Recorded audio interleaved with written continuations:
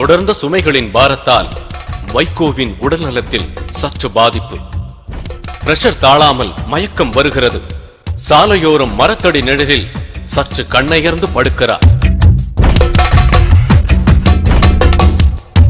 வெப்பம் தகிக்கும் சாலையோரம் தான் என்றாலும் ஆங்காங்கே கண்ணயர்கிறார்கள் தொண்டர் அணியினர். படுத்ததும் தூங்க வைத்து விடுகிறது நடந்து வந்த அசதி.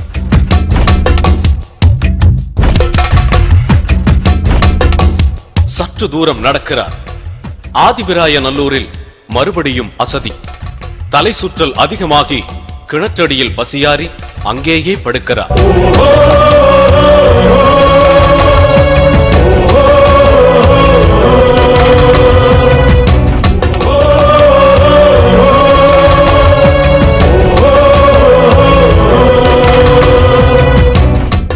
இருந்தாலும் விடாமல் இரவு நேரத்திலும் நடக்கிறார்.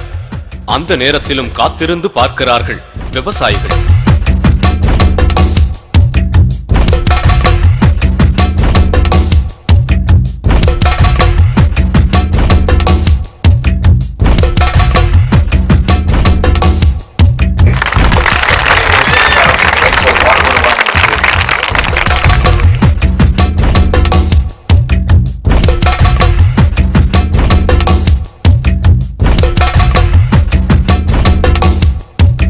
ஆணையாம்பேட்டை, கூடவே செஞ்சியார்.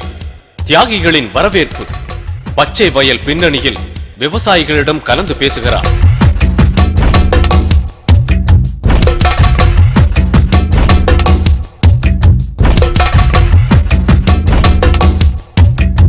சங்குழி குப்பத்தில் விவசாய நெல்லை கைகளில் அள்ளியபடி தன்னுடைய விவசாய அனுபவத்தை சொல்கிறார்.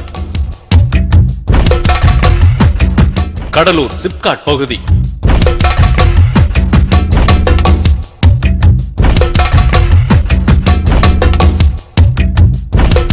தொண்டர்களுக்கு மழைக்கோட் கொடுத்தாலும் வைகோ தனது பாணியிலேயே நடக்கிறார்.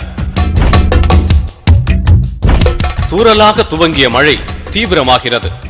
வலுத்தபடி பெய்கிறது. மழையிலும் தொடர்கிறது வைகோவின் பயணம். மழை இன்னும் தீவிரமானதும் வேட்டியை மடித்து கட்டிக் கொண்டு நடக்கிறார். பின்னால் கோட்டுகளுடன் அணிவகுத்து தொடர்கிறது தொண்டர் அணி.